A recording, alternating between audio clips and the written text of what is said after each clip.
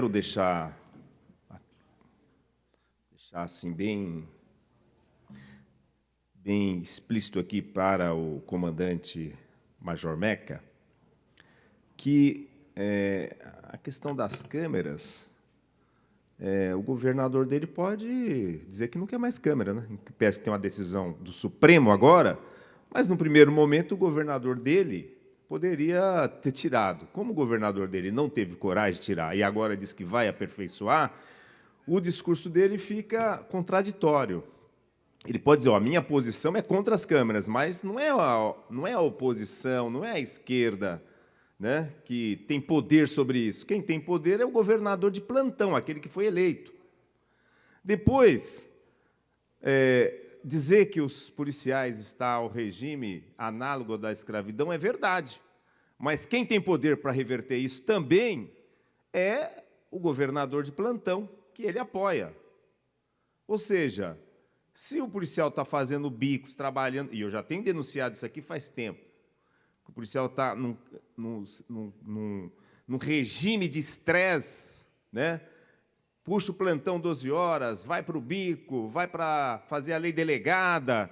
O governo poderia pagar um salário de R$12.000 para o soldado e que seria bom. Ele poderia falar, vou te pagar 12 mil e você só vai trabalhar na polícia. Acabou os bicos, né? Mas, enquanto ele estiver pagando um salário, um padrão de R$2.000, fica difícil exigir isso, né? R$2.000, mais o RTP R$2.000, R$4.000, aí faz aquela somatória com insalubridade, com auxílio alimentação, aí tira o imposto, tira a previdência, vai lá, R$4.000 e poucos por mês. Então, vamos pagar um salário de R$12.000 para o soldado? Eu acho que aí vai melhorar bastante, né? Porque não adianta vir aqui, não, o trabalho é análogo ao escravo. Pô, mas você é o seu governo que aí está. Não é o governo do PT, não é o governo da esquerda, é o seu governo que governa. Por que ele não resolve isso? Por que ele não dá resposta para isso? Mas salário, os benefícios, o governador ele pode sim resolver, né? Ele pode melhorar bastante a questão da segurança pública. Mas não era disso que eu viria falar aqui, mas como ele tocou nessas questões, e com relação às câmeras, tem um projeto meu tramitando aqui para todo funcionário usar câmeras, todos, sem exceção, inclusive os deputados, os secretários, o governador de estado. O que o governador está fazendo agora? Alguém aqui poderia dizer? De repente está andando no jatinho para comer lagosta, Deus sabe lá onde, né? Então, se ele tiver com a câmera, nós vamos saber o que ele está fazendo, o que os deputados estão fazendo. Então, já tem projeto meu nesse sentido, para que todos os servidores públicos possam, no seu horário de expediente, estar ali com a câmera corporal. Mas o assunto, deputado Carlos Gianazzi, que eu quero falar mesmo, é sobre o secretário mesmo, o secretário Guilherme Derrite. Porque saiu aqui uma matéria na revista Piauí que fala dos voos secretos de Derrite. Em meio à brutalidade policial, o secretário de Segurança de São Paulo agita sua vida social a bordo de aeronaves privadas. Na manhã do dia 5 de dezembro, quinta-feira, o secretário de Segurança Pública de São Paulo, Guilherme Derrite, chegou ao setor de jatos executivos do aeroporto de Brasília. Eram 9h20. Ele vestia calça social, camisa azul claro, sapatênis, estava acompanhado do seu ajudante de ordens, o major Henrique Urbano Rancer Salles, do deputado Maurício Neves, do PP, do empresário José Romano Neto, o Zeca, e até de um membro do governo Lula, o atual titular da Secretaria Nacional de Desenvolvimento Urbano e Metropolitano, Carlos Roberto Queiroz Tomé Júnior.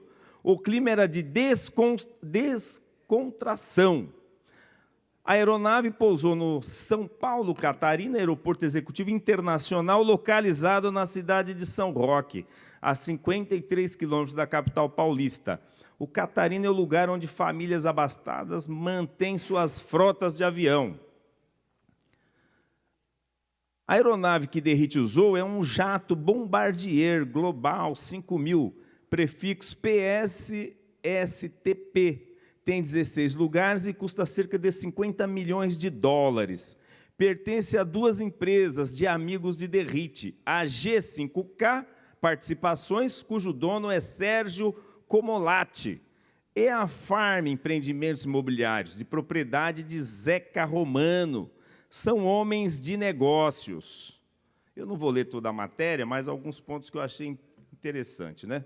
Enquanto voava nas asas dos amigos, Derrite enfrentava uma... Então, aí a revista Piauí fala, enquanto ele estava voando nas asas de amigos, ele enfrentava uma gravíssima crise de segurança pública, depois da revelação de uma sequência de casos de violência policial, que aí vem a morte do Rian, um menino de 4 anos, depois os policiais que foram fazer confronto lá no velório do menino, a intimidação do ouvidor, né, e um dependente químico que levou 11 tiros. Então, todas essas ocorrências que já ocorreram, ele vai e narra essas ocorrências enquanto ele fazia parte desse tour voando nas asas dos seus amigos. O recente voo de Derrite nas asas de amigos poderia ter sido uma exceção, mas está virando um hábito. No feriado de 7 de setembro do ano passado, Derrite e seu amigo Zeca Romano foram a um evento social em Trancoso, no litoral da Bahia, onde também estava Guilherme Mussi, o ex-deputado federal pelo PP, que hoje se dedica aos negócios da família. A Piauí não obteve informações seguras sobre como Derrite viajou até lá, mas é certo que voltou para São Paulo a bordo do Cessna Citation, modelo CJ3, mais 525B, prefixo PRRSCF, de propriedade de Mussi. O jato, com capacidade de até 9 passageiros, pousou no Campo de Marte e ficou por 24 horas estacionado de favor no pátio da Polícia Militar, a corporação da qual Derrite é chefe. Assim, não pagou o estacionamento do pátio. Os caminhos de Derrite e seus amigos têm se cruzado com frequência, por ar e por terra. Entre os dias 10 e 13 de outubro, Derrite tirou uma licença do cargo para empreender viagem à Itália, a fim de tratar de assuntos de interesse particular. Era seu aniversário de 40 anos. Ele resolveu comemorar em Taormina, na Sicília. Eis que também havia outras 3 festas que, por tremenda coincidência, aconteciam justamente em Taormina, na Sicília. O casamento de irmã de Zeca Romano, o aniversário de Laila, mulher de Zeca Romano, e o aniversário de Guilherme Mussi. 4 festas em uma. Segundo dos convidados, que não botou a mão na carteira, a mãe de Zeca, a empresária Maria Beatriz, pagou a acomodação para todos os convidados do casamento da filha. A hospedagem deu-se num luxuoso hotel de Taormina, o Four Seasons, cenário da segunda temporada da série The White Lotus, da HBO. Entre os convidados, hospedados a convite da família Romano, estava lá o secretário da Segurança de São Paulo, entre outras pessoas. Eu estou deixando registrado aqui essa matéria, as pessoas podem estar disponível, né, porque o tempo aqui não dá para a gente falar muito, né, está disponível no site da revista Piauí, para deixar bem demonstrado que, enquanto tem esse incentivo à violência, né, pelo discurso do secretário, do próprio governador, esse estímulo, ele e São Paulo pegando fogo, aonde está o secretário? Passeando nas asas dos amigos, conforme diz a matéria, né? Jatinho para lá, jatinho para cá, e o caos. E agora, esses policiais que se envolveram nessas ocorrências, ninguém vai socorrer eles, né?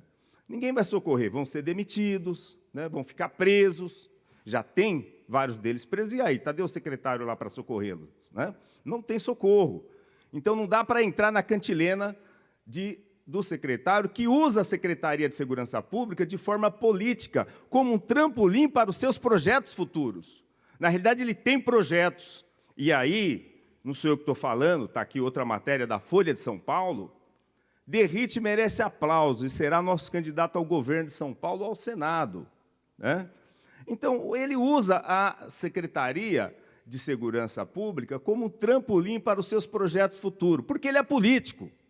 Ele não é técnico. Nós não temos lá um fator técnico, porque se botou um tenente para mandar no coronel. É a mesma coisa botar o soldado para mandar no subtenente, ou para botar um soldado para mandar no coronel. Então, botou-se um tenente para mandar no coronel. É muito difícil, eu acho, para aqueles coronéis que até outro dia dava aula para o Derrite, agora ter que se curvar a ele e dizer sim, senhor, não, senhor.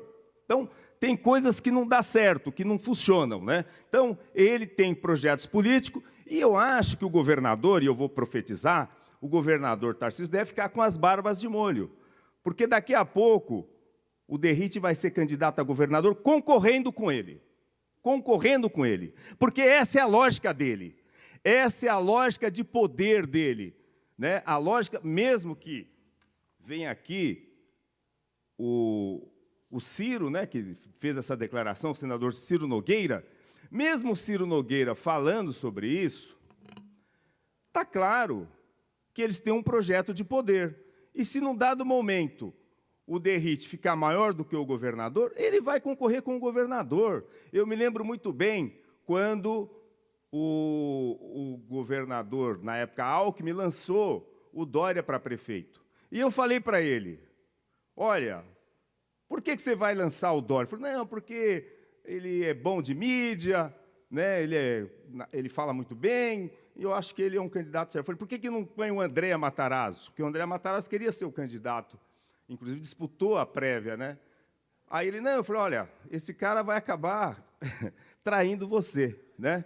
Então, o criador, no caso, a criatura, acabou ficando contra o criador. Então, eu estou para dizer que o governador Tarcísio, ele ainda vai ter muita dificuldade com esse seu secretário. Ele vai ter muita dificuldade e vou profetizar, esse seu secretário vai concorrer com ele ao governo do Estado de São Paulo. Vai concorrer e, se bobear, deixar ele para trás. Muito obrigado, senhor presidente.